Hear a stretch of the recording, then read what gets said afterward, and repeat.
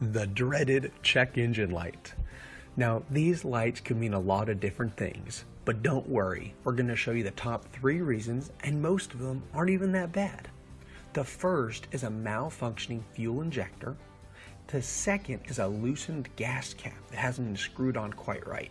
And the third is a bad oxygen sensor. So what do you do now? Go screw on that gas cap nice and tight, then turn on and off your car a few times to see if the light goes off. You'd be surprised how often this works. Now if it doesn't, it's time to call your trusted mechanic. Tell them what's going on and what you should do next. They may say, bring it in sometimes the next few days, or let's call a tow truck, depending on what they think and how you explained it to them.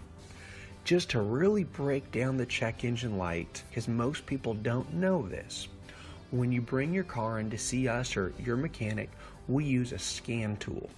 This scan tool plugs into the computer in your vehicle and gives us a code. For instance, let's say it's a P0131.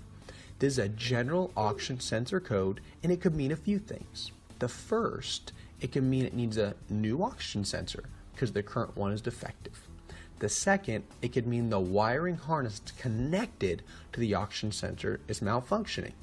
And third, it could mean the PCM or Powertrain Control Module software, which is part of the software in your vehicle, needs to be updated. And there's 3, 4, or 5 other things that can actually happen that need to be fixed as well, but those are some of the top ones related to a P0131. Now what I'm getting at here is even though we have a fancy tool that plugs to the computer in your engine, it still takes some detective work to find out the issue. In this case it said, hey, check out your oxygen sensor and everything that can affect the oxygen sensor. That's what a P0131 actually means. Now that does help us diagnose the problem in your vehicle quicker because we know where to start. Most shops will hear what you're telling them over the phone, will have some idea which they'll share with you, then they ask you to come in for further inspection. This is how they can actually fix the problem, and it's the same with us here.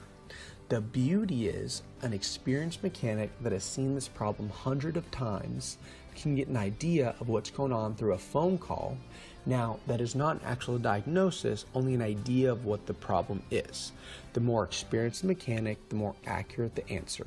Give us a call. We'd love to talk with you, and we even want to give you a free diagnosis and a $10 no questions asked discount off your service to fix the issue.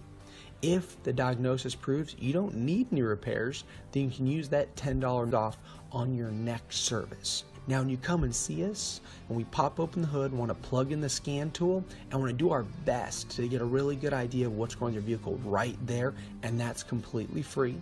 However, sometimes we will need to put it up on the lift, and since it takes some time to diagnose, there'd be a cost to go that far. So we hope this helps demystify the check engine light and why sometimes a mechanic will say, go ahead and ignore it. Or even, some even say, stick some duct tape over it, which we don't recommend at all.